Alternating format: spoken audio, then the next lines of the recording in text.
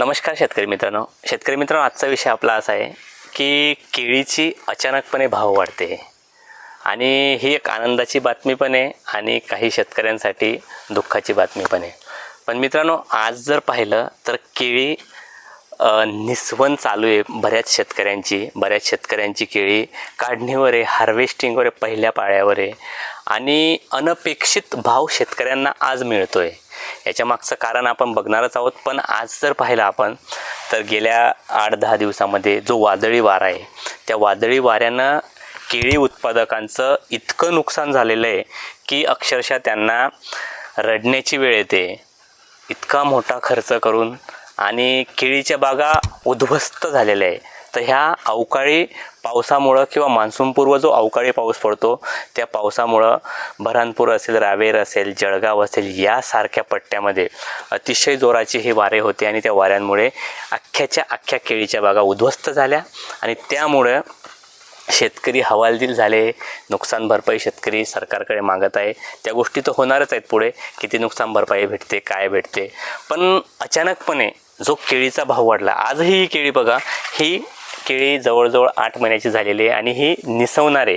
येत्या 15-20 दिवसामध्ये निसवणार आहे आणि नक्कीच या केळीलासुद्धा चांगल्या प्रकारे भाव मिळणार आहे. मग मित्रांनो, अचानकपणे एखाद्या विशिष्ट मालाची किंवा सेवेची भाव वाढतो, तो का वाढतो ही कारणं आपण बघू. किंवा जो अर्थशास्त्रानुसार जर आपण पाहिलं तर अचानकपणे एखाद्या सेवेचा किंवा एखाद्या विशिष्ट गोष्टीचा भाव वाढतो आणि त्याचा परिणाम हा संपूर्णतः उत्पादनावर किंवा मालावर होत असतो, चांगला किंवा वाईट. आता याच्यामागे 2 परिणाम होतात, एक चांगलाही होतो आणि एक वाईटही होतो. भाव वाढणे म्हणजे उत्पादनासाठी चांगलं, शेतकऱ्यांसाठी चांगलं, मालासाठी चांगलं, सेवेसाठी चांगलं. पण त्याचा एक दुष्परिणाम जर पाहिला तर आता नैसर्गिक आपत्ती असेल, वादळी वारा असेल, पाऊस असेल, या सगळ्या गोष्टीमुळं नुकसान तर होणारच आहे आणि ते आपण टाळू शकत नाही. मग मालाचा भाव अचानक का वाढतो तर पुरवठा आणि मागणी, डिमांड आणि सप्लाय या 2 गोष्टी खूप महत्त्वाच्या असतात. अर्थशास्त्रानुसार जर पाहिलं, मालाचा अचानक भाव जर वाढला तर त्याला मुख्य कारण म्हणजे काय तर डिमांड आणि सप्लाय, पुरवठा आणि मागणी.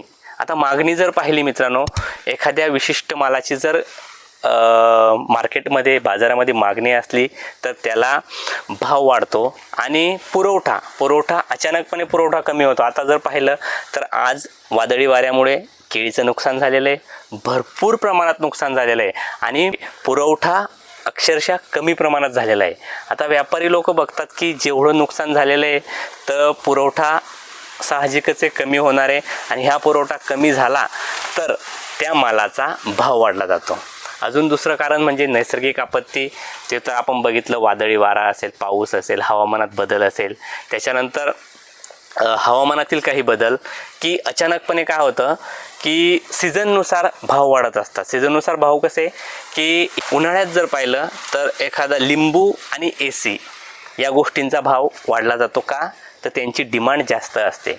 आणि तुम्ही हीच गोष्ट जर हिवाळ्यात पाहिली तर हिवाळ्यात गरम कपड्यांची मागणी असते, म्हणून गरम कपड्यांचे स्वेटर असेल, काही मफलर असतील, या गोष्टींचा भाव वाढला जातो. हा एक बदल, हवामानातील बदल. आणि दुसरा म्हणजे युद्धजन्य परिस्थिती असेल, युद्धजन्य परिस्थितीमुळे इंधन टंचाई असेल, वाहतूक ठप्प झालेली असेल, या सगळ्या गोष्टी तिथं असतात. म्हणून इथंसुद्धा त्यामुळे एखाद्या विशिष्ट गोष्टीची भाव वाढला जातो. आणि त्याच्यानंतर जर पाहिलं तर सोशल ट्रेंडवर जर एखादी गोष्टीचा गवगवा झाला, ती गोष्ट जर व्हायरल झाली तर त्या गोष्टीचा सुद्धा इथं भाव वाढला जातो. म्हणून अचानकपणे वाढलेल्या भावाचा हा फायदा शेतकऱ्यांना होत असतो किंवा याच्यामागे नुकसानसुद्धा होत असतं. मग मित्रांनो, आज जर पाहिलं तर केळीच्या इतिहासामध्ये केळीला 3000+ भाव मिळतो आहे. तर का तर जे काही गेल्या 8-15 दिवसामध्ये वादळी वाऱ्यामुळे जे नुकसान झालेलं आहे त्या नुकसानामुळे हा आज भाव केळीला भेटतो आहे. काही शेतकरी याच्यात नाराज राहतील, का तर त्यांचं भरपूर प्रमाणात नुकसान झालेलं आहे. मग योग्य ती काळजी काय घ्यावी मित्रांनो. आता शेवटी नैसर्गिक आपत्ती आहे, निसर्ग आहे, निसर्गाच्या पुढे कोणाला जावत नाही. तुम्ही कितीही हे करा, पण ज्या पट्ट्यात केळी सापडली, ज्या पट्ट्यात एखादं पीक सापडलं, त्या पिकाचं नुकसान होत असतं.